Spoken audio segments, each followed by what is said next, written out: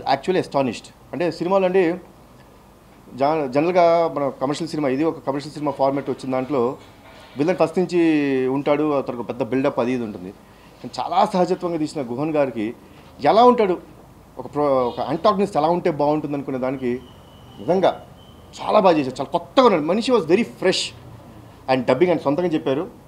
Congratulation sir, your dubbing was awesome, your acting was great.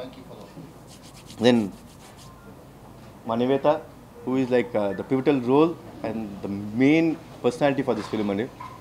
Thanks a lot Nivetha for accepting this film and nizanga if it wasn't you, I don't know, I couldn't have imagined another girl there could have done this so well.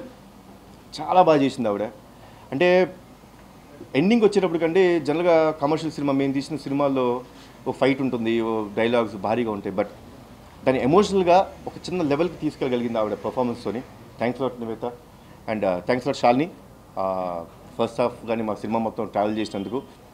And ఇంకా మా fight masters ఇంకా నేను మర్చిపోయి ఉంటే please నన్ను క్షమించండి. చాలా ఆనందంగా ఉంది. And thanks lot audience once again. And నాన్న తారక్, నీ నమ్మకం నిజమైంది. థ్యాంక్స్ లాట్ నాన్న. ఎవరు చూడకముందు ఫస్ట్ నువ్వు చూసావు, you are there and as a family thanks lot. And ఈ సినిమా రైట్స్ కొన్న దిల్ రాజు గారికి, శిరీష్ గారికి థ్యాంక్స్ లాట్ అండి. మా మీద నమ్మకం పెట్టుకుని ఈ సినిమా మీరు కొనటం జరిగింది. బాగుంటుంది సినిమా డెఫినెట్గా. మీకు బాగా డబ్బులు రావాలి, బాగా లాభాలు ఇంకా చేకూర్చుకోవాలని నేను కోరుకుంటున్నాను.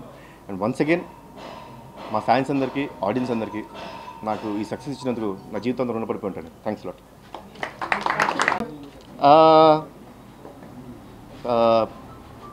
కథ మీద నమ్మకం ఉండిందండి నాకు. బికాజ్ ఇప్పుడు కళలు ఎవరికి అంటారండి? కళ్ళు నాకు తెలిసి ఇక్కడ వచ్చిన వాళ్ళందరం మన కళలకు అంటాం. నాకు చాలా కళ్ళు వస్తాయి. అవి దానికి అర్థం అనేది ఉండదు. అది ఎందుకు వస్తుంది ఏంటి మనకి తెలియదు. ప్రాబ్లీ ఏదో ఒక ఇన్సిడెంట్ చూసేసి అది మనకి ఉంటుందా.